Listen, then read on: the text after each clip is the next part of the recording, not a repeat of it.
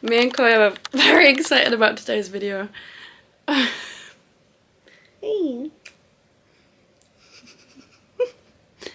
Hey. Today I am talking about books, my favourite thing to talk about ever, but specifically we are talking about books about obsessive people, about obsession in general. That is like my favourite thing to read about, or my favourite perspective to read from, especially as a woman with OCD, when obsession kind of takes over my whole life generally. It's quite fun to read about that from other people's perspectives. So I have got 10 books that I want to talk to you about today. Where that is the central permeating theme. A lot of these books are pretty well known, some less so, but I think they all definitely have a place on this list. So yeah, let's talk about it. To begin with, I'm going to talk about a book that I'm currently reading, therefore I'm not through it all yet. I'm about halfway through, so I can't give full thoughts in terms of like the whole book and how it ends and such, but If Only by Vigdis Hjorth. I don't know how to say the name properly, but this book is about a woman who begins to have an affair with this man that she meets, at least in the first half of the book. It is extremely focused on obsession. That is basically all the book is about. If you like reading about obsessive people, this is definitely one to read. It is a very one-sided relationship, very intense, all-consuming, detrimental relationship. Out of all the books on this list, I'd say that this one is the most outright obsessive and doesn't really have a massive plot. So if you're wanting to read just pure obsession, this is a good one. But I'd say that if you're wanting more of a intricate plot, then the rest of these books might be more up your alley. Saying that, I haven't read all of this yet, so possibly in the next half loads of things are going to be uncovered, but so far that's all I can say. But I just thought I'd mention it even though I've not finished it, just because how can I not? Next book. This was very popular on, I think, on TikTok maybe a couple of years ago, but this is one of my favourite reads of all time.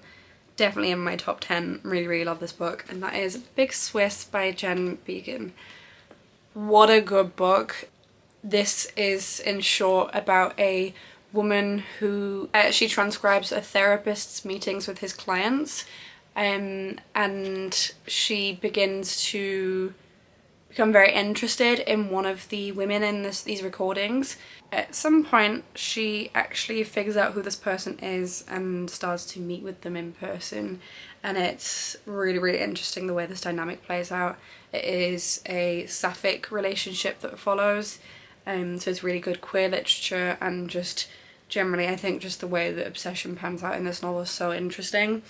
I love the main character, I love the narrator. I think she's so fun to read from her perspective. I love like her nonchalance, I guess. I love the way that she cares so deeply but then so little about things at the same time. It's really interesting.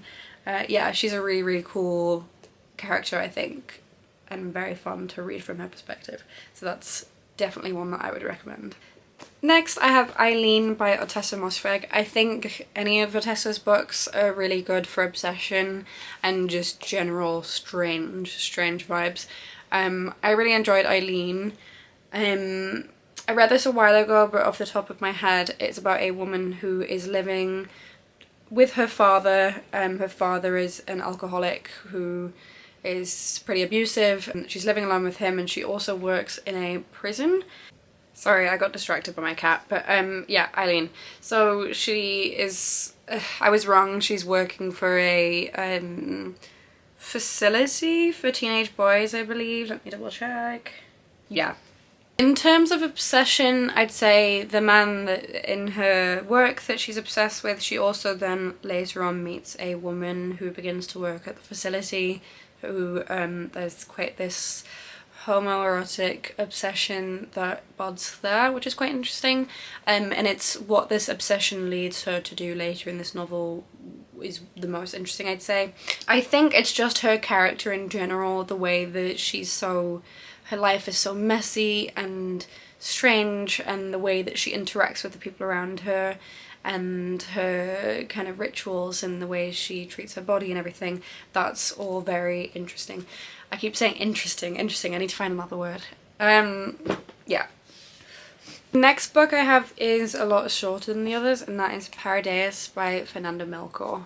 This is a very interesting read. It's about two boys that live in this gated Mexican community, and they're quite young boys, and one of their obsessions with another woman who lives in this community drives them to quite a horrific crime. I still not quite sure what I think of this book. I definitely enjoyed it. It was very interesting to read. Interesting, there's that word again. Fernanda Melchor is definitely a very good writer. It was an uncomfortable read and just very strange, but definitely encapsulated obsession very well. I'm yet to read her other books. I want to read Hurricane Season. That's supposed to be very good. I'd say that Paradais does a very good job of exploring like depravity and obsession with porn and addiction and the unspeakable actions that these obsessions can lead to. The one thing I'd say about this is that it's quite sexually graphic, so if that's something you're not comfortable with, then I wouldn't read this book. Okay, the next book is one of my favourites of all time. I've spoken about it quite a bit on this channel, but that is Olga Tokarczuk. I don't know how you say her name. I never know how to say people's names, I'm really bad at that. But her novel Drive Your Plow of the Bones of the Dead. Love this book. Amazing, amazing, amazing. It follows the main character Janina, who is living in this very small Polish village in the dead of winter, and it's just the setting and the imagery is just so insanely intricate and beautiful and gorgeous. I love it. And in this village a string of murders unveil themselves, and Janina is convinced and is trying to convince other people that these murders are happening because the animals in the village are taking their revenge, basically. Also, Janina's dogs were murdered by hunters in the village, so she feels very strongly about it. She's a vegetarian animal rights activist, and the stance that she takes is to the villagers pretty radical, and the way that she's trying to convince the police that this thing is happening and nobody else believes her, that's the way she gets so obsessed. It's great. Big twists in this book, lots of really interesting, cool things happen. So I think, like, if you're gonna read anything from any of the books that I have talked about today, read Drive Your Plow. It is genuinely one of the best books I've ever read in my life, if anything the best. She was a Nobel Prize winner for literature because of that book, and I think that says a lot. I'll never stop recommending that book to people. It's just so good. Next book that I'm going to speak about is one that, like, if I'm talking about obsession, there's no chance I couldn't put on this list, and that is Donna Tartt's The Secret History. Another one of my favourite books. It's been spoken about a lot online, and I think there is a reason. It is because it is amazing. And if it's something you've been putting off because you hear a lot about it and you're like, oh, maybe it's just a faddy, you know, trendy book. No, I'm telling you, read it. I put off reading this for ages, and I'm so glad that I read it because it just changed my life, and it's just amazing. The Secret History follows a group of teenagers who are living in this boarding school in New England, and it is very autumnal, wintry, and the characters are very intellectual, very pretentious, very smart, and they're all taking a Greek history class. I think it's Greek history, ancient Greek class, and they begin to live by their own set of rules, and these are a group of very charismatic, charming individuals who are also super unlikable and just their way of living, of expressing themselves is so, what's the word, captivating, and you just cannot look away, and there's just something so dazzling about it by the way that they live. But their self-obsession and their obsession with being pretty fucking self-obsessed, if that makes any sense, drives them to do some crazy things. And just the way that this book is written is insane. Tartt is just one of the best writers I've ever had the pleasure of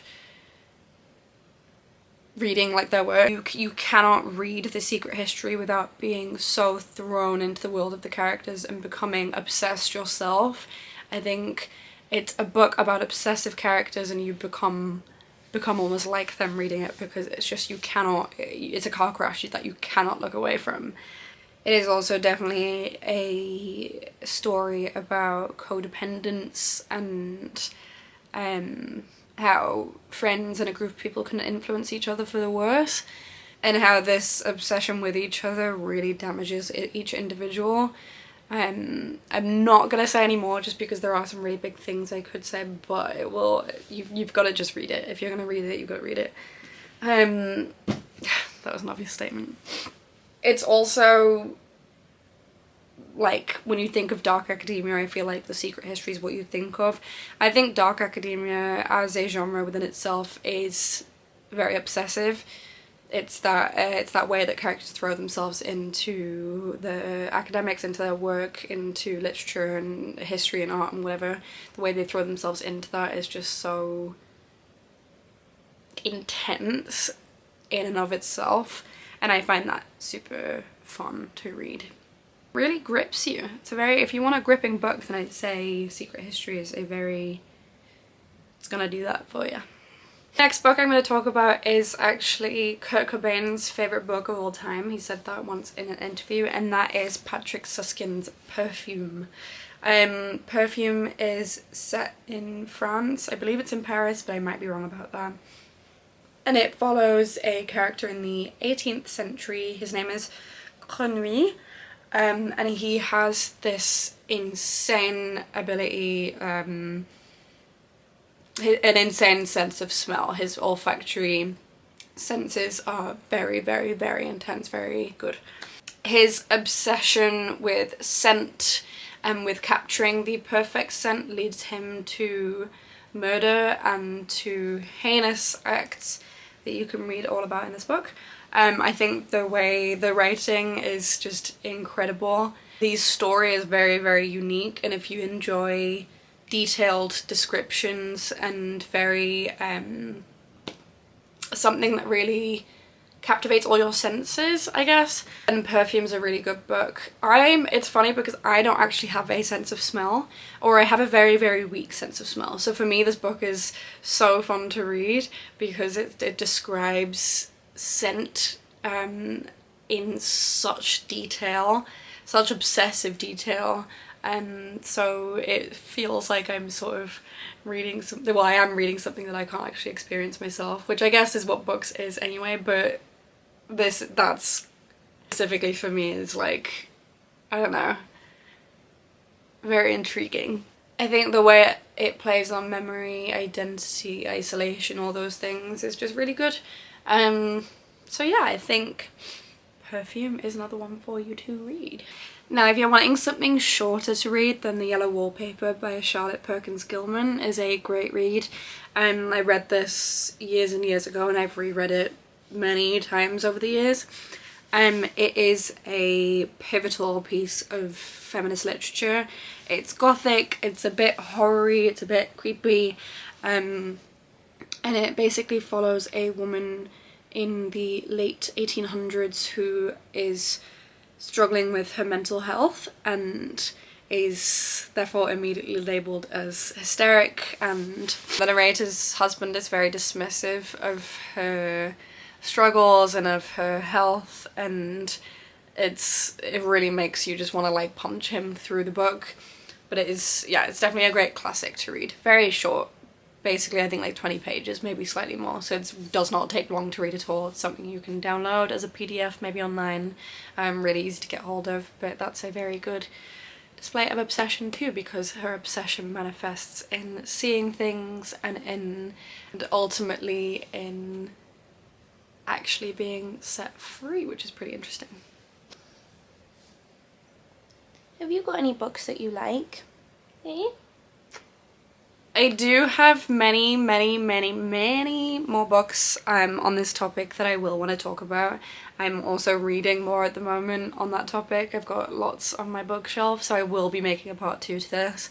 If this is something or a sort of genre or vibe that you enjoy in books, then please do leave a comment, let me know, and I will get that second video out. Or if you're wanting more of a tailored recommendation, then just ask me and I'll respond to you. But yeah, this is my favourite type of book to read. Always has been since I was very young, so I've got a lot to say about it. As always, I appreciate you being here. Thank you for listening to me talk, because it helps me pay the bills. Yeah, I love you all. And let me know what you're reading at the moment and if there's any specific genre that you're enjoying, because I'm trying to get into new stuff as always. So yeah, love you. Bye.